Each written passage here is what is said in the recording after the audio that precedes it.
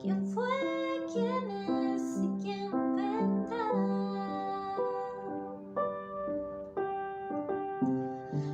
La creación te canta, Hosana al gran yo soy. Tú eres mi todo y yo te adoraré.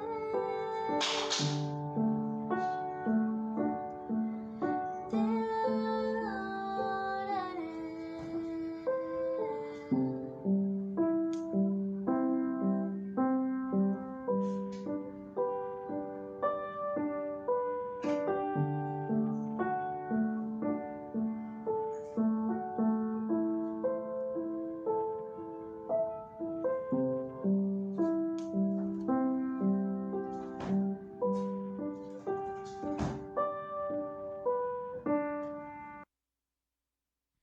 Muy buenas noches, Dios los bendiga. Gracias a Cata por este tiempo de adoración, de alabanza en este nuestro servicio de mitad de semana. Y a cada uno de ustedes que se han conectado, queremos darle la bienvenida y darles las gracias por estar acá conectados a su ICAS en casa. Esperamos que este sea un tiempo de bendición y bueno, vamos a orar para que Dios nos dirija en este tiempo. Padre, gracias te damos, Dios, por esta noche y por este tiempo que tú nos regalas, Señor, de poder estar delante de tu presencia, Señor, escudriñando tu palabra, Señor, y cada día reforzando más, Señor, eso que tú nos quieres enseñar, Dios, que somos tus hijos, Dios, que es por tu misericordia, que es por tu gracia, Dios, y que tú nos quieres llevar a algo diferente. Hoy te adoramos, hoy bendecimos tu nombre, hoy te exaltamos. Te doy gracias por cada persona que está conectada, Dios, y por todos los que posteriormente van a ver, Señor, este video. Y te pedimos, Dios, que podamos ser asertivos en tu palabra, Señor, que no sea nuestra palabra, nuestro consejo, nuestro entendimiento, sino que seas tú mismo hablando al corazón de cada persona, incluyendo el mío, Señor, para ser edificados, Señor, en tu amor y en tu gracia. Venimos con un corazón humilde y con un corazón reverente para que seas tú ministrando nuestras vidas en el nombre de Cristo Jesús. Amén y amén. Bueno, iglesia, muy buenas noches. Perdonen la demora del principio, fue por una fallita técnica que teníamos, pero ya la hemos solucionado. Y muy contentos de estar una vez más con ustedes para poder compartir este tiempo. Y bueno, muy retado, muy desafiado en el Señor a hacerlo de la mejor manera siempre, porque he visto cómo esta palabra que estamos compartiendo día a día a muchos de ustedes los está confrontando. Y bueno, Charles Spurgeon, usted me ha escuchado hablar mucho de él o comentar, hacer referencias de él. Hay un libro que él tiene que se llama Discurso a mis estudiantes. Es un libro muy bueno, habla acerca de la predicación. Y como les dije, a él se le llamaba a finales del siglo XIX el príncipe de los predicadores. Y él tenía algo y él decía, si su mensaje, al final de su mensaje, no queda alguien molesto o alguien queda como confrontado, usted no predicó ese día, era el comentario de Spurgeon. Y hablaba acerca de lo que es predicar la palabra de Dios, de lo que es hablar de la palabra de Dios y que ella sea ministrándonos. Y creo que cada vez que me meto más en la palabra, con mayor temor y temblor estoy delante de ustedes, porque entiendo que no es mi pensamiento, no es lo que yo crea, lo que yo considere, sino es lo que Dios dice. Ayer creo que hablábamos y decíamos que no es formar un Dios a nuestra imagen, no es formar un Dios a lo que yo pienso, a lo que yo creo, sino es formar un Dios a lo que Dios quiere establecer, a lo que Dios ha determinado. Entonces, en ese sentido es muy complicado que nosotros, perdón un segundito, ya listo, es muy complicado que nosotros no entendamos la responsabilidad que tenemos de predicar la palabra y no entendamos más que es la palabra de Dios, que no es nuestro consejo, que no es nuestra posición, sino lo que Dios dice. Así que en este momento yo quiero que usted reciba la palabra y que sea Dios bendiciéndolo. Cuando estamos hablando, resulta que nos estamos, el título de esta enseñanza es Somos barro en sus manos. ¿De acuerdo? Somos barro en sus manos. ¿Y a qué me refiero con que somos barro en sus manos? Que nosotros definitivamente tenemos que entender que somos hechuras de Él. Hay una diferencia, creo que no lo he hablado en todo este tiempo, pero la quiero hablar en este momento. Y es que toda la humanidad, todo ser humano que ha existido en la tierra, desde Adán hasta el último que haya nacido, el último segundo, hace un momento, todos somos creación de Dios. Todos fuimos creación de Dios. Pero no todos somos hijos de Dios. Entonces usted escucha que mucha gente dice, no, pues yo soy hijo de Dios. Y de pronto si tú le dices, no, tú no eres hijo de Dios, se enoja. Bueno, yo quiero decirte quién es hijo de Dios. Hijo de Dios es todo aquel que ha aceptado a Jesucristo como su Señor y su Salvador. Juan capítulo 1, versículo 12 y 13 dice, a los suyos vino y los suyos no lo recibieron. Mas a todos a los que le recibieron, a los que creen en su nombre, les dio la autoridad de ser hechos hijos de Dios. Así que me está hablando de cómo nosotros necesitamos entender que estamos llamados a confiar en Él, a depositar nuestra confianza en Cristo para que Él sea nuestro Dios. Pero algo que sí es cierto es que somos barro en sus manos. Tanto la creación, o sea, los que no son hijos aún, como los que somos hijos. Y de eso creo que es lo que vamos a hablar en este tema o en esta noche. Hemos hablado de cómo nosotros hemos querido expresar que las noticias o las promesas de Dios se cumplen. Que el hecho de que Israel, que recibió todas las promesas, no las haya recibido, no quiere decir que Dios es un injusto o que Dios no cumple lo que promete, porque es Dios y porque si Él fuera injusto o si Dios no prometiera lo que cumple, resulta que dejaría de ser Dios. Asimismo, como si Dios deja de ser justo, también dejaría de ser Dios. Así que acá el asunto es entender la posición de Dios y entender la posición mía, quién soy yo delante de Él. Y en este sentido, entonces Él nos ha llevado a hablarnos acerca de capítulo 9, que es lo que estamos, creo que hasta el domingo, ya terminamos este capítulo 9, pero lo que nos ha llevado es a entender cómo las promesas de Dios son reales. Pero hablándonos de las promesas de Dios que son reales, surgió este tema que para muchos es incómodo, de la elección incondicional. De que si hicimos algo para ser salvos o toda la obra es de Dios o es lo que Él hizo. Y resulta que acá tenemos que entender quiénes somos y creo que todo lo que Pablo está diciendo es para darle mayor claridad a esto y entender que nosotros no podemos dudar de las promesas de Dios, pero tampoco podemos dudar del carácter justo de Dios. O sea, por un lado está su misericordia, su gracia, su bondad, su amor, pero por otro lado también está su justicia y su ser recto en su forma de ser inmutable, que Él no cambia. Y en este sentido yo necesito entender que eso todo rige en la soberanía de Dios. O sea, Dios es soberano. Y soberano quiere decir que Él tiene el dominio y tiene la autoridad. Romanos capítulo 9, versículo 19 al 24 dice la palabra lo siguiente. Pero me dirás, ¿por qué pues inculpa? Porque ¿quién ha resistido a su voluntad? Mas antes, oh hombre, ¿quién eres tú para que alterques con Dios? Dirá el vaso de barro al que lo formó, ¿por qué no me has hecho así? ¿O no tiene potestad el alfarero sobre el barro para hacer de la misma masa un vaso para honra y otro vaso para deshonra? ¿Y qué, si Dios, queriendo mostrar su ira y por hacer notorio su poder, soportó con mucha paciencia a los vasos de ira preparados para destrucción y para hacer notorias las riquezas de su gloria? Los mostró para como los vasos de misericordia que Él preparó de antemano para la gloria, a los cuales también ha llamado, esto es, a nosotros, no solo de los judíos, sino también de los gentiles. Entonces está hablando, bueno, ¿por qué pelean conmigo? ¿Cuál es la discusión conmigo? Yo soy Dios, yo soy soberano, yo soy el alfarero, yo soy el que decido qué forma le doy al vaso y el barro solamente se deja moldear por el alfarero, ¿de acuerdo? Pero acá yo tengo que entender que cuando yo llego a entender lo que Dios me está hablando, yo no puedo justificarme entonces, bueno, pero es que si Dios fue el que eligió y si yo no me puedo resistir a la voluntad de Dios, entonces yo soy pecador. Y yo peco porque simplemente Dios no me permitió a mí caminar con Él. Entonces Él escogió a unos y a los que escogió, pues bueno, que ellos sean santos, que ellos caminen como Dios quiere, que ellos vivan como Dios quiere, pero yo no.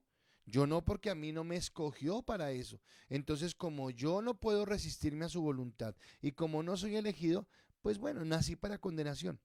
Creo que dije antier, o sí, creo que fue antier, bueno, antier no tuve icas, creo que fue el domingo, o fue ayer mejor, que yo hablaba acerca de que nosotros no podemos pensar en un Dios injusto. No fue el domingo que lo decía. O sea, yo no puedo pensar en un Dios que simplemente le dio la vida a toda la humanidad y dijo, bueno, estos van a ir al infierno y estos van a ir al cielo. No, creo que en una charla también ya especificamos que el infierno no fue creado para nosotros. El infierno fue creado para el diablo y sus ángeles. No era para mí, no estaba en la mente de Dios el colocarme a mí en ese lugar. Si yo llego a ese lugar es porque nosotros hemos decidido en nuestra propia voluntad. Entonces, esto sería un buen argumento, el pensar que como Dios no me escogió y como no puedo resistirme a su voluntad, entonces yo peco, será un buen argumento, pero lo que se me olvida entender es que el que pecó no fue Dios, el que pecó fui yo. Yo fui, o sea, el hombre fue el que se apartó de Dios, el hombre fue el que se apartó de su gracia, el hombre fue el que quiso deliberadamente vivir en pecado y apartarse de lo que Dios quería. Y entonces, así como la misericordia de Dios se muestra en aquellos que nos salvamos, también la justicia de Dios se muestra en aquellos que se pierden, pero aquellos que se pierden no es porque fueron elegidos para la perdición, no fue porque fueron seleccionados para perderse, sino que simplemente se perdieron porque cometieron pecado, porque simplemente caminaron por fuera. Pero eso nos lleva a nosotros, a los que somos salvos, a amar a Dios. ¿Y por qué amar a Dios? Porque resulta que entendemos que Él nos eligió, Él colocó en nosotros de su amor y de su gracia para poder caminar en esa verdad que Él tiene. Y de eso es de lo que yo quiero hablarles en esta noche. Esta pregunta de entonces, bueno, entonces yo me extravío porque no fui elegido, yo me extravío porque no me puedo resistir a la voluntad de Dios, viene solamente de corazones duros y de corazones tercos que se quieren justificar a sí mismos diciendo que como Dios no los eligió, pero en el fondo lo que están mostrando es la verdadera naturaleza de su corazón. En el fondo lo que están mostrando es que no han confiado en Dios, que no están queriendo caminar conforme a lo que Dios quiere, sino que ellos mismos tomaron la decisión. Y así como el domingo hablábamos de que Esaú decidió vender su primogenitura por el plato de lentejas, así nosotros decidimos vender la primogenitura. Entonces sabemos y conocemos de las personas a las que les hablamos, a las que les compartimos. Tal vez yo no sé si es tu caso, pero tú vengas escuchando la palabra y pueden haber dos reacciones en ti. La una es, pero qué charrera porque siempre habla de lo mismo. O la otra puede ser, oiga, creo que me está hablando no el pastor, no la persona que está frente a la cámara, sino Dios me está hablando, me está diciendo que Él me está dando la espera, que Él me está dando el tiempo, que Él quiere que yo me arrepiente, que Él quiere que yo vuelva a Él, pero que tal vez soy yo el que con un corazón duro, con un corazón soberbio, con un corazón que no se quiere doblegar, sigue insistiendo en la dureza del corazón. Aquí viene algo que yo creo que explicaba ayer y que quiero entenderlo de esta manera. Entonces, cuando yo soy salvo, cuando yo me doblego ante Dios, creo que es lo mismo que hizo Dios con Jacob en el valle. Nos deja debilitados, nos deja sin argumentos, nos hace entender la necesidad tan grande que tenemos de Él, que entendamos que la única salida que tenemos es Dios. Que entendamos que el único lugar a donde podemos mirar es al cielo y que el único en el que podemos encontrar salvación es en Cristo y que el único lugar de redención es la cruz del Calvario. Eso es lo que hace. Pero tal vez, al igual que con Faraón, endurece el corazón. Pero endurece el corazón para mostrar cómo si Dios nos suelta a nuestra voluntad, Él va a ver cómo nos desbocamos en el pecado. ¿A qué me refiero con esto? No conozco mucho de campo, así que lo voy a hablar de algo que no tengo mucha experiencia, pero déjeme tratar de ilustrarlo. Yo he visto que a los caballos les colocan un freno. ¿De acuerdo? Y el freno sirve para que si el que lo está montando suelta el freno, que el caballo avance más rápido. Y si él aprieta el freno para que el caballo frene su paso, que no sea tan rápido que esté andando. ¿De acuerdo? Digamos que en cierta medida el jinete tiene la capacidad de hacer eso. ¿De acuerdo? Voy a colocar este ejemplo, pero no es que nosotros seamos como el caballo y que Dios nos diga que paremos o andemos. Lo que quiero decir es que Dios, por su gracia, puede evitar que el pecado se desborde. Entonces Él puede limitar. Un ejemplo, la iglesia. La iglesia está para preservar, para que no abunde el pecado, para que donde tú estés como iglesia, el pecado no avance. Pero eso no quiere decir que no haya pecado en el mundo. Lo que pasa es que tú no permites que avance esa corrupción, tú no permites que avance esa situación, ¿de acuerdo? Lo mismo es con Dios. Pero si nosotros, por ejemplo, le soltamos las riendas al caballo, El caballo puede andar apresuradamente y desbocado si ni siquiera tenemos la capacidad de guiarlo, y el caballo simplemente va a andar por donde le parezca, y si uno está montado encima del caballo pues está corriendo un grave riesgo porque puede ser que en algún momento lo bote o quién sabe qué otra cosa más trágica suceda. ¿De acuerdo? Entonces, cuando Dios endureció el corazón de Faraón, que nos hablaba ayer la palabra, lo que está diciendo es que le dio rienda suelta. Faraón, o sea, Dios no hizo malo a Faraón. Faraón era malo por sí mismo, él se creía Dios, él levantaba sus pirámides y levantaba todos sus monumentos para mostrar su grandeza, para mostrar su gloria, para mostrar su poder, su soberanía, sin darse cuenta que era insignificante delante de Dios, pero Dios soltó esa maldad para que cuando fuera el momento se hiciera notable la gloria de Dios. Eso lo voy a hablar en un momento, pero quiero que usted lo entienda, ¿de acuerdo? Entonces no es Dios el que hace al hombre pecador. El hombre peca porque el hombre escogió, decidió irse por el pecado. Pero asimismo, como hace con el faraón, asimismo hizo con Esaú, con Jacob, perdón, cuando pelea con Jacob, el ángel, cuando pelea con Jacob, lo que quiere es quitarle, y era lo hablábamos el domingo, quitarle su astucia, quitarle su codicia, quitarle su malicia para que él reconociera que era Dios. Y creo que eso es lo que hace con nosotros los que le conocemos y los que le amamos. Yo no merecería estar acá. Usted, que es un buen cristiano, no merecería ser cristiano, pero simplemente fue por su gracia. Y en ese sentido, entonces, la grandeza de la elección se hace más grande, porque lo que era imposible para mí, Dios lo hizo. Y ahí no lo puedo entender si no es del amor. No lo puedo entender si no es de la gracia. Entonces mi primer punto es, ¿qué puedo exigir yo? ¿Qué puedo exigir? Yo soy barro.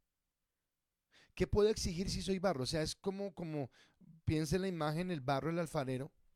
El barro, ¿qué le puede exigir al alfarero? O sea, se levanta la masa y le protesta al alfarero y le dice, no, no me gusta así. No me coloque una oreja, colóqueme dos. No me haga pocillo, sino hágame jarra. No me haga jarra, sino hágame platón. No, el alfarero tiene la potestad, tiene la autoridad, tiene la soberanía de escoger lo que él quiere hacer. Y en Romanos capítulo 9, versículo 20 al 21, que es donde continúa la carta de Pablo, dice, mas antes, oh hombre, ¿quién eres tú para que alterques con Dios? Dirá el vaso de barro al que lo formó, ¿por qué me has hecho así? ¿O no tiene potestad el alfarero sobre el barro para hacer de la misma masa un vaso para honra y otro vaso para deshonra? Y resulta que estos versículos son bien confrontantes para aquellos que quieren ser soberbios delante de Dios, para aquellos que quieren ser altivos delante de Dios. Estos versículos son como dolorosos, y por eso vuelvo a algo. Yo necesito tener una imagen clara de quién es Dios y no la imagen del Dios que yo quiero tener.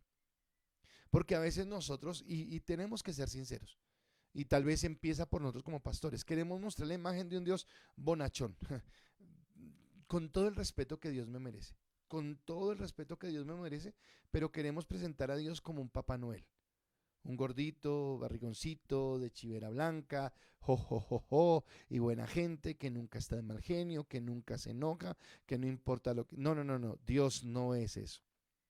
Nada más alejado de la realidad. Dios sí es amor, Dios sí es misericordia, Dios sí es gracia. Por esas razones es que nosotros tenemos una esperanza, por esas razones es que nosotros tenemos ese ánimo de estar en Él. Pero eso no quiere decir que Dios sea un Dios permisivo, o un Dios alcahueta, o un Dios que cierra sus ojos como lo hacía Elid cuando sus hijos en el templo tenían relaciones sexuales con las mujeres y cogían lo mejor de la ofrenda y tomaban lo mejor de lo que el pueblo ofrecía. No, no, no. Elí cerró sus ojos y por eso sus hijos se desviaron. Dios no cierra los ojos con nosotros.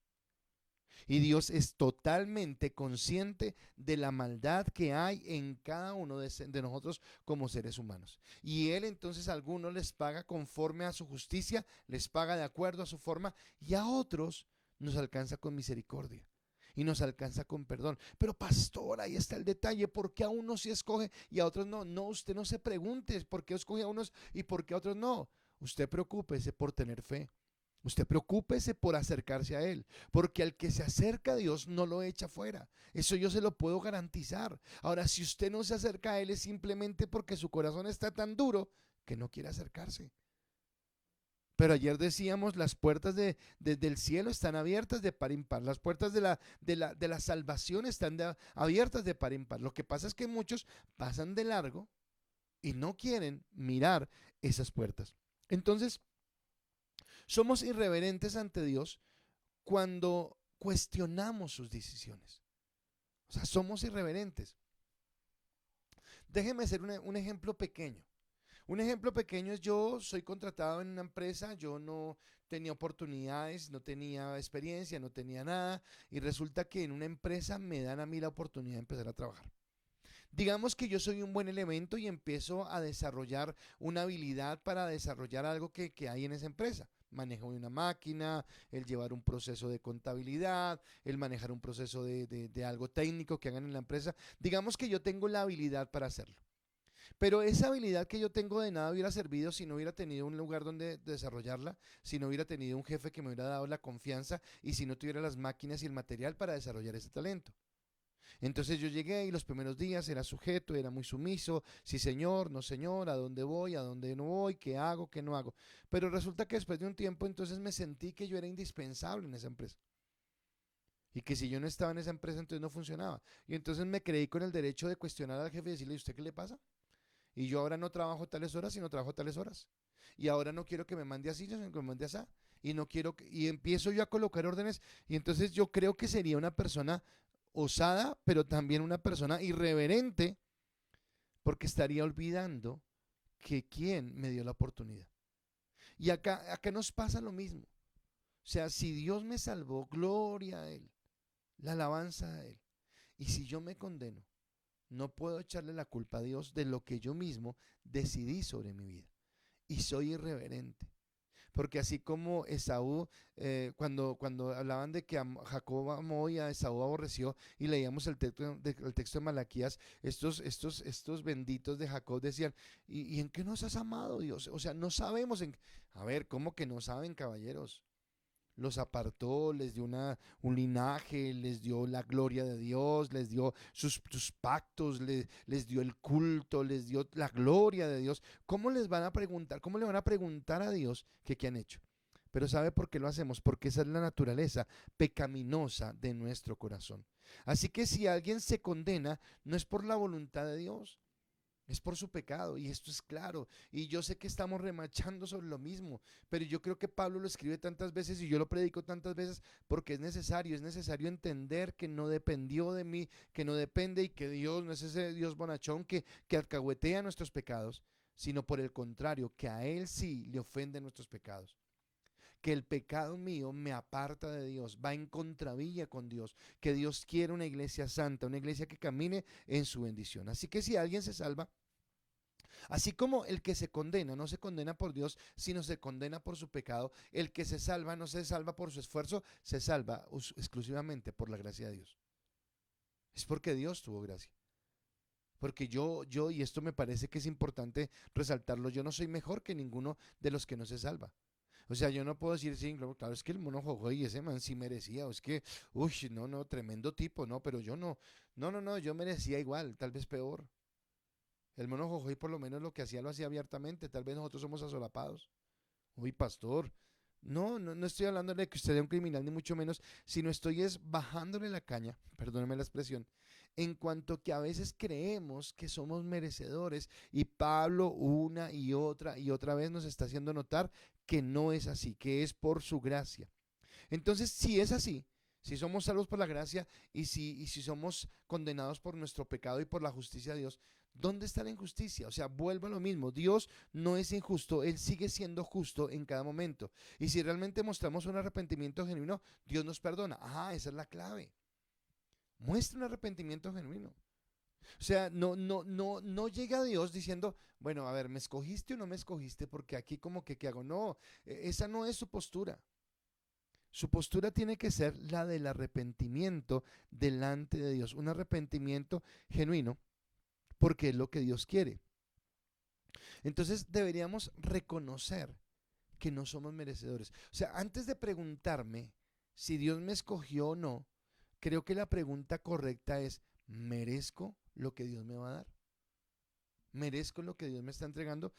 Usted sabe que estamos en la iglesia en bonanza de matrimonios y estamos preparando los matrimonios y hay una primera clase que yo les doy a ellos y en esta clase les digo lo siguiente y creo que se aplicaría para esto. Entonces yo le digo al hombre, bueno, ¿usted cómo se imagina que sea su esposa? O sea, ¿cómo la quiere imaginar? Uf, imaginan unas mujeres hacendosas, cariñosas, tiernas, bueno, dóciles, todo lo que usted quiera. Y le digo a la mujer, bueno, ¿y usted cómo se imagina a ese hombre?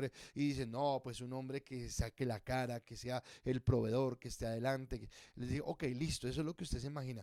Ahora le pregunto. Le pregunto al hombre con respecto a la mujer, le pregunto a la mujer con respecto al hombre, ¿usted está a la altura de ese hombre que quiere o usted está a la altura de esa mujer que quiere? Porque antes de exigirle a su futuro esposo o esposa que sea lo que usted tiene como ideal de ser el hombre o la mujer perfecta, preocúpese por estar a la altura de lo que está pidiendo. Entonces acá lo toma al tema que estamos hablando. Antes de yo me preocuparme si Dios me está eligiendo o no me está eligiendo a mí, lo que debería yo preocuparme es si yo merezco o no una salvación tan grande. Creo que cuando hablamos de la santidad dijimos la cantidad de bendiciones que tenemos al ser hijos de Dios, haber alcanzado la misericordia de Dios. Entonces antes de decir, Dios, pero ¿y por qué a mí no? Pues yo debería decir, Señor, yo no merezco esto. Pero aunque no lo merezco, vengo con un corazón arrepentido. Aunque no lo merezco, vengo humillado delante de ti a reconocer mi falta. Y yo estoy seguro que Dios no nos echa fuera cuando venimos con ese corazón delante de Él en lo que Dios quiere que nosotros hagamos. ¿De acuerdo? Entonces, es como, yo quiero colocar un ejemplo. Es como si alguien cometiera un delito. Entonces alguien cometió un delito y el delito fue muy grave, digamos que robó e hirió a una persona y bueno, fue un delito muy grave, ¿de acuerdo? Pero este delincuente sabe que esa familia a la que agredió es reconocida por ser una familia bondadosa. Ahora, yo le pregunto esto, ¿esa familia que es bondadosa tiene el derecho de hacer justicia con el que lo agredió? Claro, tiene todo el derecho. Y el que agredió a esa familia no tiene que estar peleando pero venga, ustedes son bondadosos con todo el mundo, ¿por qué no son conmigo? O sea, ¿cómo así? ¿Son injustos? No, no, ¿cómo le van a decir que son injustos? El injusto fue él, habiéndolos agredido. Lo que él debería tener era un corazón arrepentido y decirle, ok, señores familia, sé que lo que hice estuvo mal, quiero devolverles, quiero enmendarles de alguna manera el daño que yo he hecho, verdad me duele en el corazón, reconozco que estuvo mal y ojalá me pudieran perdonar, si no me perdonan entiendo, entenderé por qué no me perdonan, pero ojalá me pudieran perdonar. Pero no, su posición no es alegar, pero ¿cómo así? Son injustos porque no me perdonan. O sea, hace lo que hace tras del ladrón bufón, es el dicho popular. Entonces acá lo que yo quiero que usted entienda es eso, que Dios nos da oportunidad, pero somos nosotros los que necesitamos de la gracia de Dios, porque sin la gracia de Dios, sin la gracia de Dios, por culpa de nuestros pecados, estamos condenados. Así de simple. O sea, tan grande es la gracia. Recuerda que es ese favor inmerecido y que decíamos ayer, si yo lo merezco, deja de ser gracia. Si yo hago algo para merecer esto, o sea, yo no me acuerdo, ahora se me perdió el texto bíblico, pero dice, creo que es Jesús el que dice, cuando ustedes vayan a invitar a alguien a comer, inviten al que no les pueda volver el favor. ¿Para qué inviten al que les devuelve el favor? Porque usted lo invita a su casa y le da, qué sé yo, un caviar y no sé qué, y pues esta persona dice, uy, me invitó, entonces ahora lo invito yo a mi casa, y ahí no la pasamos, echándole las palmaditas en las... No, no, no, invite al que no tiene no cómo devolverle el favor. ¿Por qué? Porque está hablando de lo que Dios hizo por nosotros. Yo nunca tendré cómo pagarle a Dios la salvación. Pregunto, ¿usted tiene cómo pagarle? El precio de su salvación costó la vida de Cristo en la cruz del Calvario. Costó lo que Él vivió en la cruz del Calvario. Y aquí es donde nos lleva a entender esto. Entonces es osado y además es inútil que el barro cuestione las acciones del alfarero. Y además nosotros tenemos que entender que tenemos la culpa de lo que nosotros hemos hecho. Sigue diciendo en Isaías capítulo 64 del 6 al 8, no sigue diciendo la carta, sino en Isaías habla acerca de esa tendencia que tenemos de no reconocer y de no acercarnos a Dios. Por eso acá es la necesidad que tenemos de la gracia de Dios, porque si no fuera por la gracia de Dios yo nunca me acercaría a Dios. Isaías dice lo siguiente: si bien todos nosotros somos como suciedad, ¿cómo somos nosotros como suciedad? Y todas nuestras justicias como trapos de inmundicia. Y caímos todos nosotros como la hoja, y nuestras maldades nos llevaron como viento. Nadie hay que invoque tu nombre, que se despierte para apoyarse en ti. Por lo cual escondiste de nosotros tu rostro y nos dejaste marchitar en poder de nuestras maldades. Ahora pues, Jehová, tú eres nuestro Padre, nosotros barro, y tú el que nos formaste. Así que obra de tus manos somos todos nosotros, dice la palabra. Ahora, me impacta este texto de Isaías, porque él está diciendo, vea, ninguno por su propia cuenta va a buscar a Dios. Y me parece a mí doloroso esto, porque lo que está diciendo el profeta es que es tanta la maldad que hay en nuestro corazón, es tanto el pecado que hay en nuestro corazón, que necesariamente debería existir la gracia. ¿Qué fue lo que pasó? Mañana lo voy a explicar un poquito más, pero voy a hablarlo en un momento. ¿Qué pasó con la ley? Recuerda que la ley, Pablo nos explicó antes que la ley fue colocada para que se escurriera la dureza del corazón del hombre. Pregunto, ¿la ley hizo que los judíos fueran mejores? No, no lo hizo. No lo hizo porque resulta que ellos, por tener la ley, lo que hicieron fue llenar su corazón de soberbia, llenar su corazón de altivez, porque ellos pensaron que, separados de la gracia de Dios, pero apoyados en sus propias obras, en sus propias acciones, podían justificarse. Piense por un momento en el pecado de Eva en el huerto del Edén. El pecado de Eva en el huerto del Edén es: podemos quitar a Dios del camino. Como del árbol soy como Dios, quito a Dios del camino. Y resulta que el pensamiento de Eva seguramente fue el mismo pensamiento de Adán, y seguramente es el pensamiento nuestro. Por eso, escúcheme, por eso en la carne nos mortifica pensar que Dios elige. Porque yo no quiero que Dios me elija, yo quiero ganármelo. Y te tengo una mala noticia: no te lo puedes ganar. Y es tan duro tu corazón que Dios tuvo que colocar gracia en tu vida para que la gracia te llevara al arrepentimiento, y el arrepentimiento te llevará a la fe te llevará a la obediencia, y la obediencia te llevará a aceptar a Cristo. Así de sencillo es. Eso es lo que Pablo nos está diciendo. Así que todos los hombres estamos bajo pecado, porque no hay uno solo que se pueda salvar. Eso lo dijimos en los primeros capítulos. No hay el hombre de pecado, pues está en pecado. El moralista está en pecado. El de la ley está en pecado. Todos estamos bajo pecados. Y en nuestra propia capacidad jamás hubiéramos logrado esto. Pero cuando Dios, a través del Espíritu Santo, viene e interviene en nuestro corazón. Y aquí es la bendita gracia de Dios, el bendito amor de Dios. Gracias por su gracia. Cuando Él viene y interviene, Él nos lleva a Él. Porque en Isaías, el mismo profeta Isaías, en el capítulo 55, versículo 6 al 7 dice: buscad a Jehová mientras pueda ser hallado. Llamadle en tanto que está cercano. Deje el impío su camino y el hombre inicuo sus pensamientos, y vuélvase a Jehová, el cual tendrá de él misericordia, y al Dios nuestro, el cual será amplio en perdonar. Pero cuando dice esto, este texto de Isaías 55 es hermoso, porque empieza diciendo: vengan y compren sin dinero y beban, el que tiene hambre, el que no sé qué, yo soy. Y está hablando de la gracia, de la gracia, de la gracia, de la gracia, de la gracia. No lo merezco, no lo merecía, no tenía nada, pero Dios me amó, Dios me amó, Dios me amó, Dios me amó, Dios me bendijo. Sabe, yo voy a ir a esto en el arrepentimiento, y es un ejemplo como doloroso que voy a colocar, pero creo que ese es Dios con nosotros. Creo que todos nosotros hemos sido testigos de lo duro que están pasando a los venezolanos, sobre todo en estos momentos de pandemia. Y esto creo que me pasó el lunes en la noche. Y el lunes en la noche yo estaba muy tarde en mi estudio, todavía preparando el mensaje y todo el cuento. Eran como las 10 de la noche. Y yo estaba obviamente en mi estudio, pero estaba con Ruana, con cobijitas, estaba trabajando.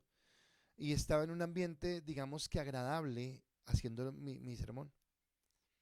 En la calle estaba lloviendo y había un venezolano gritando a voz en cuello: vecino, tengo mis hijos, está lloviendo, no tengo pan, no tengo comida, no tengo tal cosa. Y yo, a serle sincero, al principio como que, sí, no, no, ay, no, me moví a misericordia, no. Al principio fue como, pero fue tanta la insistencia del hombre y fue tanto el dolor con el que hablaba, que hubo un momento donde no pude aguantar más y tuve que pararme, tomar un billete, coger comida, porque la apuesta se hizo en la parte de atrás de mi casa. Los que conocen mi casa saben que no hay una puerta, hay una cerca larga. Entonces tocaba arrojarlo, entonces por eso cogí la comida para pues darle comida obviamente, pero envolverle algo ahí y lanzárselo. Le dije: qué pena, me toca la... No, no importa, gracias, no sé qué. Pero yo pensé en esto, usted no sé si ha leído en la palabra donde dice que una mujer fue a un abogado y le clamó por justicia, y el abogado no le quería hacer justicia, pero de tanto que insistía, le hizo justicia. Y la palabra dice: ¿y qué no hará con nosotros nuestro Padre? Así que Dios quiere que nosotros cambiemos ese corazón. El problema, realmente el problema, es que nuestro corazón es duro. Y hasta que no viene el Espíritu Santo y nos convence, ¿se acuerda Juan? Y el Espíritu Santo vendrá y los convencerá de justicia, de pecado y de juicio. Si no viene el Espíritu Santo y me convence, yo no voy a clamar a Dios. Pero yo estoy seguro que todo el que clama a Dios va a ir a Él. Yo duré 10 años apartado de Dios, endurecido totalmente en mi corazón. Pero hubo un momento donde Dios me llevó, creo que la cara contra el piso, totalmente deshecho. Y fue cuando yo clamé. Y cuando yo clamé, Dios no me escondió su rostro, no se apartó de mí. Él no me dijo: no, usted no es elegido, váyase de acá. No, Él me recibió con amor. Y eso es lo que Dios hace contigo. Entonces, es a través del Espíritu Santo, no es por nosotros. Entonces, tienes un familiar que necesita tener esta gracia. No le sigas insistiendo a tu familiar si está duro de corazón. Ora a Dios. Espíritu Santo, toca su corazón. Espíritu Santo, el poder de la oración. Nosotros tenemos las herramientas que Dios nos ha dado, el predicar el evangelio, pero también la oración, y la oración tiene poder. ¿Sabe qué es lo que pasa? Que no somos hombres de oración, no somos mujeres de oración. Y Dios quiere que volvamos. ¿Cuándo fue la última vez que clamaste por aquellas personas? En este momento tú estás pensando en una persona. Piensas solamente en una persona que tú sabes que si sigue por ese camino se va a condenar. Y ahora te pregunto, ¿has orado por esa persona? Y si has orado, ¿cuánto tiempo has orado? ¿Cuánto tiempo has invertido? O simplemente, que es duro de corazón. Es que eso así pasa, es que eso así la gente. No, no, no, no, no, así somos todos. Alguien oró por ti, alguien oró por mí. Ahora métete en el asunto y ora por esa persona. Pero orar no es decir: ay, Señor, por favor, a Ruperta y ya. No, no, no. Es clavarnos en oraciones realmente, gemir es realmente como ese señor el lunes en la noche que se paró en la calle bajo el agua y decía: vecino, vecino. Así hay que clamar. Pues que somos simples. Ay, no. Pues es que son duros de corazón. Tú también eras duro de corazón. Y si no hubiera sido por la misericordia de Dios, no estarías disfrutando de su gracia. Así que mi segundo punto, y estoy emocionado yo predicando acá y se me da el tiempo, dijo Mateo: hoy sí es rápido porque está poquito. Él no sabe cómo vale el pastor. Dice el segundo punto: Dios es justo, pero abundante en misericordia. O sea, Dios es justo, pero escúcheme, abunda en misericordia. Entonces, ¿a usted le preocupa la elección?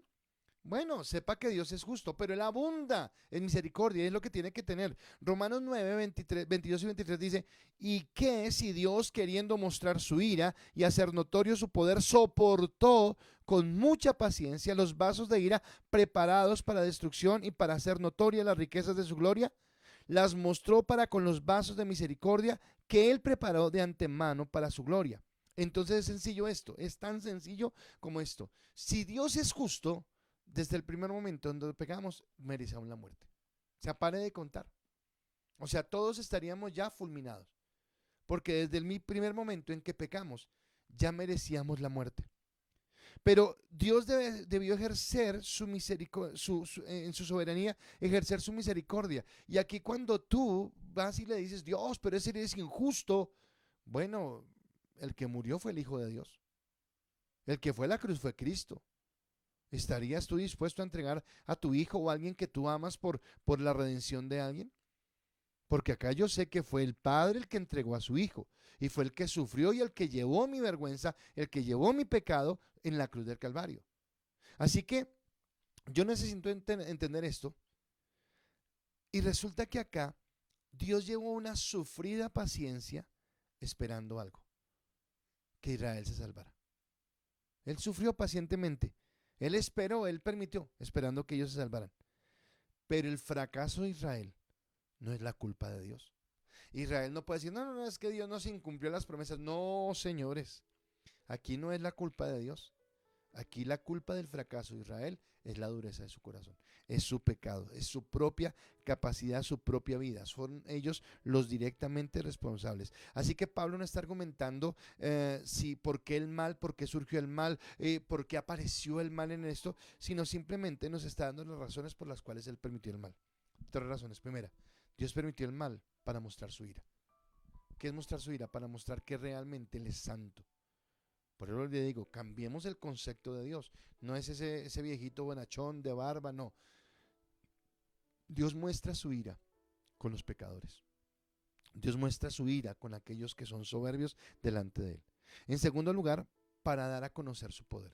Dios muestra su poder con el pecado, Dios muestra su poder. Y en tercer lugar, lo más grandioso para usted y para mí, para mostrar su misericordia gloriosa. O sea que Dios nos ha mostrado su misericordia gloriosa.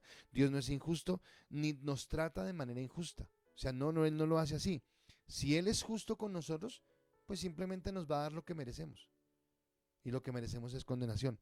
Pero, Él quiere tener con nosotros misericordia. Así que nosotros estamos en esa parte.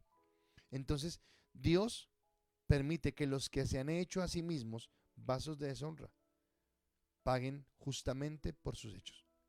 Y a los que Él mismo nos ha preparado para ser vasos de honra, que nosotros podamos disfrutar de su bendición y de su gracia. Solo nos queda una cosa, arrepentirnos y creer.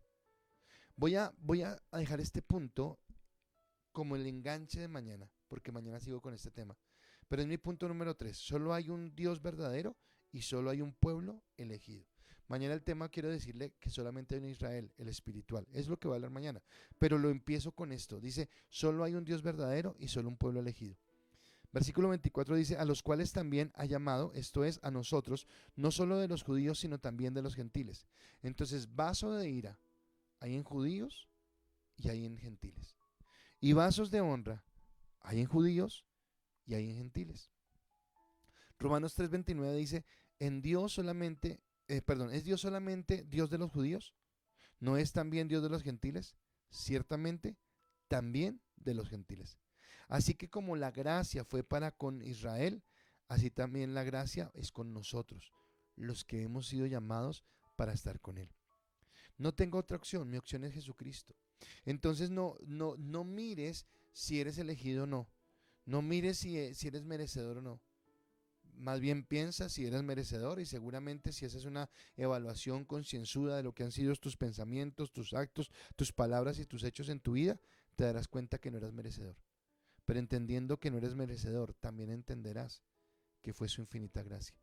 Así que en lugar de exigirle a Dios y preguntarle si estás o no estás, ve a Él con un corazón realmente de arrepentimiento y dile, Señor, te necesito. Por favor, cierre sus ojos. Padre, yo quiero darte gracias por esta palabra y bendecirte, Dios, porque tú eres bueno, porque tú eres santo y porque para siempre es tu misericordia, Señor. Padre, no puedo exigir nada, Dios, porque simplemente soy barro y tú eres mi creador. Y hay muchas cosas que tal vez no comprendo, hay muchas cosas que no entiendo.